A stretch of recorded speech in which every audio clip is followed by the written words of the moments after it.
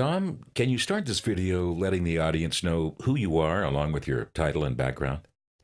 John, I'm a retired physiologist from the University of Colorado Medical School. Worked there for approximately 30 years. Retired about 10 years ago. I have a PhD in physiology, and I've been working in blood flow changes throughout my whole career. Can you highlight some of your academic and professional achievements for the last few years? I've been very lucky in my life. When I graduated with my PhD, I went to Duke University for about 4 years on a postdoctoral fellowship to really get detailed research background and thinking in the area of kidney physiology and kidney disease. And then Colorado recruited me, and I spent about 30 years, as I said, doing research in kidney disease and blood flow and training young people to become medical students. Tom, over the last few years, you focused on some really exciting new technologies. One of those technologies being a project you've been collaborating on. Can you talk about this new emerging technology for the human body? John, my interest in blood flow led me about 15 or 20 years ago to examine the effects of infrared light therapy. Some people think it's snake oil, but really it has a strong background. Infrared light therapy increases blood flow at any site in the body that it's applied to. And the beauty of this is we've been able to see research efforts in healing wounds that are difficult to heal, for example, in a diabetic, hopefully to prevent amputations or at least decrease the incidence. Improving skin blood flow in other areas of the body as well, and most recently, looking at changes in blood flow to the brain. I've been fascinated by this advance in science. Tom, has this been taken up in the broader medical community with respect to some of the target areas that you just talked about? It is. It's gaining greater acceptance in the last several years. The beauty of it is it's a non-invasive, drug-free way, working in concert with physicians and pharmacology and pharmacists. We've been able to see an improving outcome for patients by increasing the blood flow. What was the moment that really energized you to approach this particular field, given your background? And what was the tipping point to say, hey, this is really interesting to me, or motivated you to get into this particular area? It's a great question, and it was almost serendipitous. I knew blood flow increased, as many of my colleagues did, that blood flow increased when you applied infrared light to the skin. The question was, what was causing this? And about 1993, a paper from Duke University suggested that red blood cells actually carry a compound, a gas called nitric oxide. And it turned out that the link was that the infrared light would release the nitric oxide from the red blood cells at the site of treatment. What is nitric oxide? In 1998, 3 Americans were given the Nobel Prize for their discovery that nitric oxide actually dilates blood vessels and improves blood flow. So it was full circle. Light increases vasodilation or blood flow. The light increases nitric oxide causes vasodilation. So it was, as I said, almost serendipitous when you put these together. But the beauty of nitric oxide is that it can help increase blood flow at any site a physician, physical therapist, chiropractor wants to increase that for his patient's benefit. When I'm at home, my TV's remote control uses an infrared beam. And I know fast food restaurants keep their French fries warm with infrared lights. So is that the kind of infrared light you're talking about? It's similar, John, in a way. This is called near-infrared light. It's very close to the red wavelength that you and I can see, of red sweater or red tie. But it's just outside the human body's ability to envision the light. So it's essentially invisible. There is far infrared light that you see in saunas and even farther into wavelengths that are similar to radio waves. But this near-infrared light is a very unique wavelength that's used for healing, if you will. So when you're talking about the blood flow increase, it sounds like that could be something applicable for a concussion or head injury or things like that. Is this increased blood flow one of the key reasons that clinics should take a look at this technology? Near-infrared light has been used on the human skull everywhere from pediatric patients in the intensive care unit up to adults with certain injuries in the brain, strokes, concussions, and things like that. And it's been used for a long time, but from a diagnostic standpoint, the question raised by scientists and physicians was, if you shine a little bit of infrared light into somebody's skull and then have a detector nearby, you can detect whether the blood flow is normal, too low, or in fact too high. So it has a long history for detecting blood flow changes. What has not been used or really adapted is the effect of near-infrared light to actually repair damaged tissue within the brain by increasing oxygen delivery and vasodilation to see if you can help heal the damaged areas in the brain. So my understanding is that you've collaborated with a team at Cerascan, a comparative imaging company that has worked with 2 military soldiers that had some brain injury suffered during conflict. What has your participation been, and what have you seen with the soldiers? Well, I've been fascinated by your observations at Cerascan. The 2 gentlemen that you mentioned had significant injury to their brain detected by Cerascan's imaging. They underwent a series of exercise therapies and near-infrared treatment, and when you re-imaged those brains, you found a remarkable decrease in the amount of damage, if you will, to the brain. And attributing this to infrared light therapy was an easy guess for me. Now, we haven't done any placebo patients yet, but I'm hopeful that what you've seen is a direct relationship to infrared treatment to help increase blood flow, oxygen delivery, and to those areas of the brain that were injured and damaged. The brain has a remarkable capacity to heal itself. Now, are there any harmful side effects about anything we've talked about today?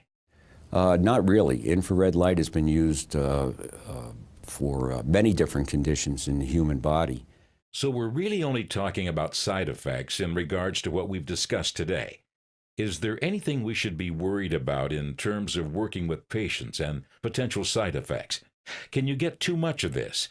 Is this too much of a good thing? Are there some other problems that could come down the road, to your knowledge?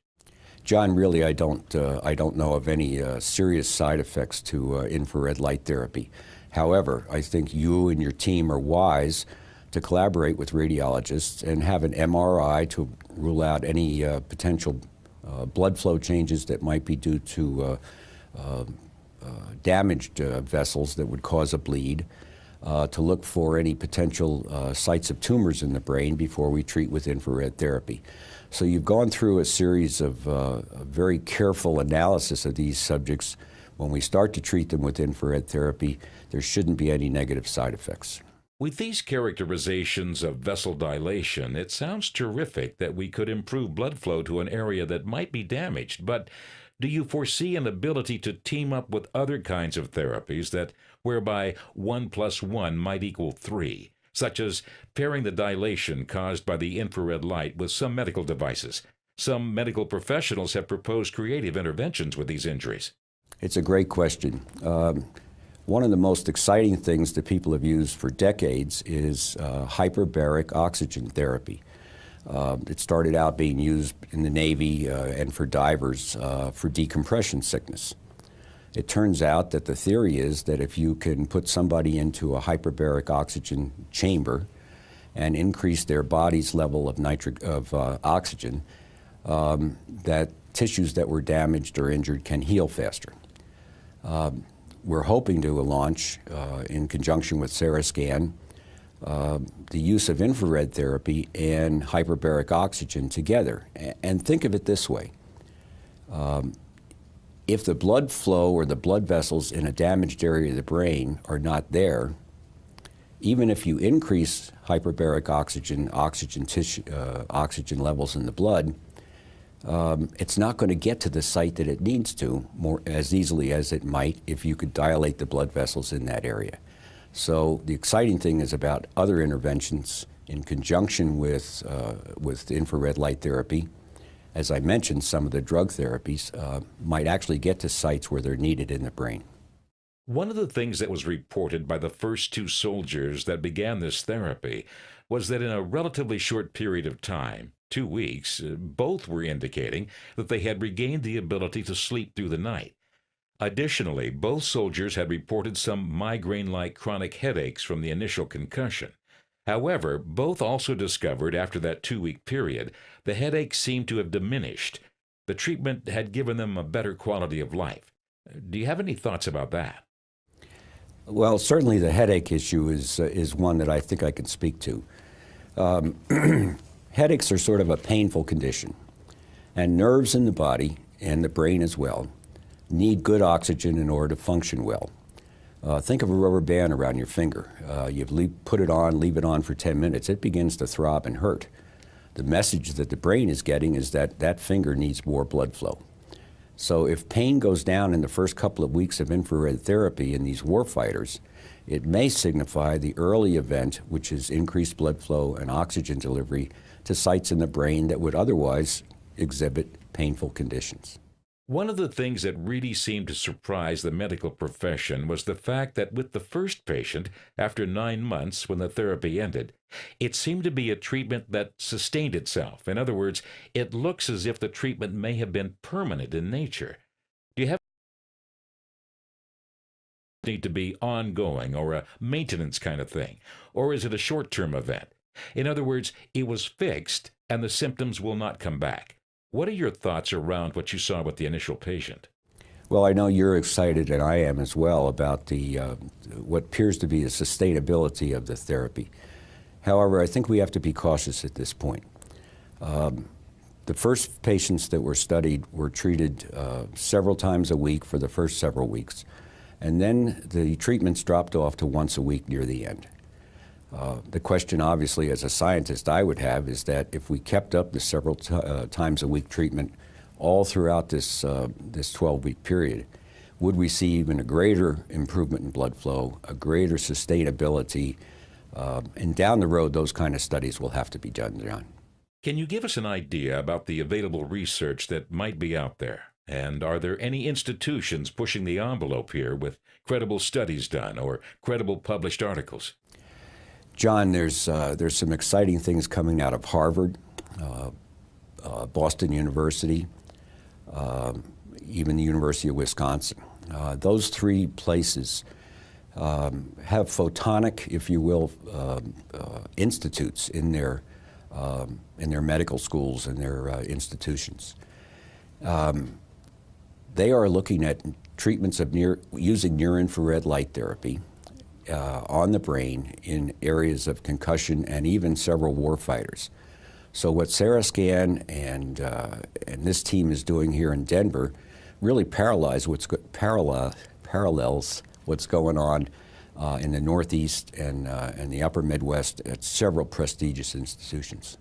As a professional who has really dedicated a lot of his research and application on the human body, what might you predict if you had to speculate on the potential for this treatment over the next 2 years? Of course, understanding that there is still a great deal of scientific study to be done, what might your message be to the public in regards to saying, hey, in the next couple of years, you should keep your eye on this? I'm excited. There are many conditions in which changes in blood flow have been implicated. Medical research has shown that things like PTSD is associated with a change in blood flow to the thalamus. The question is, could near-infrared light therapy be used after Sarascan and SPECT imaging have identified actual changes in the thalamic area of blood flow? So that's one I'm excited about. Others include changes in blood flow to the frontal lobe, which apparently is a significant contributor to ADHD. Could we use near-infrared light therapy on blood flow changes in the brain of people with ADHD? Would it be safe for children? These are all the kinds of questions that come up. And the third of interest to me is that Alzheimer's patients appear to have decreases in blood flow to their brain when they're fully diagnosed with Alzheimer's disease. Well, I think of those people as like you and I, which have normal blood flow at some point in our life, and it must have gone down over time. Could we intervene in people who are diagnosed with early Alzheimer's disease using infrared light therapy and SPECT imaging as appropriate to delay or prevent even Alzheimer's disease from being as critical a problem as it is? So initially, what we focused on here is on a moderate traumatic brain injury group in the military. However, I believe you're inferring that there may be broader applications for the general population, such as the geriatric and pediatric worlds, if I understand what you're saying correctly. That's correct. I think it's wide open. Infrared light is a non-invasive, drug-free way cleared by the FDA for doing two things: increasing circulation and reducing pain. And that clearance allows physicians to begin to examine, if they think outside the box a bit, these other areas that I just mentioned. Regarding the FDA, it sounds as though the treatment you're implementing has at least gotten an initial foothold within the FDA relative to the processes that are there. I know there's going to be more that needs to be done, but we're not talking about something that's totally experimental in the eyes of the FDA. That's correct. The beauty of the FDA clearance is it allows any physician to use a medical device or a medical modality as he or she sees fit, even though there isn't a clearance for traumatic brain injury, a specific clearance for Alzheimer's disease or ADHD or migraines. The beauty of it is that physicians have that luxury after the FDA clearance is there to go forward. And I'm excited about the possibilities for the humans that you and I deal with in the military, as well as others. It appears as though this can be made available to the general public. In other words, a patient might not necessarily need to go to a high-end clinic environment. In order for us to be able to work with these patients, it looks like this is something that may be able to be delivered to the masses. Is that a fair comment? Well, I think it's a fair comment. What I like to see first over the next year and a half or so is for psychologists and psychiatrists to begin to investigate the use of near-infrared light therapy on the brain for some of their patients with controlled and very detailed and very controlled clinical studies and clinical protocols. However, at some point, certain people will need maintenance therapy. And for, I guess, over a decade now, near-infrared light has been used for people with chronic conditions, not in the brain, but in, say, diabetes, where the circulation to the feet causes you to lose sensation, you have trouble walking, your balance goes off, you may fall and experience a fracture. So infrared light has been used as sort of a 3,000-mile checkup for many, many diabetic patients over the last 10 years to keep them in a relatively good blood flow to their lower legs so they have improved sensation, less pain, less trouble walking, and better balance. And it's hard to say that it's prevented some of the falls and catastrophes in diabetics, but I think it's been out there. We covered a lot of things here today. I'd really like to again re-emphasize the acceptance of this treatment at the broader level, the broader medical community, and exactly at the 30,000-foot level. What's really going on here with the use of this technology? The general medical community has adopted this technology for several areas. Knowing that infrared light therapy, near-infrared light therapy will increase blood flow, physicians have begun to use infrared light therapy in conjunction with antibiotics, for example, to get to an infected wound. If you can increase blood flow using light therapy, the antibiotic gets to the infected wound more easily. So that's one area that's gained great acceptance by the medical community. Others have thought that if you can increase blood flow to the lower extremities, for example, you can help people to walk better and maintain better balance. So there are conditions in which the broader medical community looks down at infrared light therapy and says, this could help my patients in my particular practice. Now, with respect to the brain, along that same line of thinking, a conclusion can be drawn then that perhaps the treatment can help out in terms of the concussion, mild or moderate traumatic brain injury in the impacted area. Is that correct? Oh, yes. Light therapy does penetrate through the skull, near infrared in particular. It goes to In fact, it's used to monitor how much oxygen is flowing through the brain at a particular time. This is especially important in pediatric patients, in patients with concussive injuries, others with things like PTSD or Alzheimer's disease. Many of these patients have low blood flow in the brain, and it's been diagnosed by near-infrared light therapy, which is applied to one site on the head, and then a detector is placed close by. Knowing that you have a deficit in blood flow in the brain then allows a physician or a pharmacologist or a neurobiologist to begin to think about how can I use this technology and knowing where the damaged brain areas are to get more drugs to that site or to improve the blood flow to that site using various technologies. So one of the things that was exciting to us, and I'd like to get your comment upon, is the difficulty of determining whether a subject really has a traumatic brain injury, and if there are chronic situations that resulted from a traumatic brain injury, and has the imaging world come up with new ways to make that happen? From a doctor's perspective, how to verify if there has been a concussion event, and are there chronic issues associated with that? Is this real additive to the therapies we're talking about today? I think it's very important that any physician or any private company trying to look at those people with concussive injuries know how severe the problem is. If you don't know how severe it is and where it is, it's unlikely that you could go forward with any kind of therapy to try to help someone. So I've been impressed by looking at the Seroscan imaging technology that Seroscan has provided, which shows, I think, the chronic nature of sustained injuries within the brain 6 months, a year, 5 years after that injury had occurred. The beauty of what these first two warfighters and the treatments that we've instituted in them with near-infrared light therapy has shown is that even though the injury happened several years ago, within 12 weeks, major changes in blood flow within the brain are documentable. And associated with this are improved sleeping habits, better memory, less social disruption. There are a lot of positive things that I can't believe haven't been the result of better blood flow. I really want to thank you for coming in today. It's great to learn what you've spent such a large amount of your professional life helping further, and we do appreciate it. Thank you, John, very much for having me.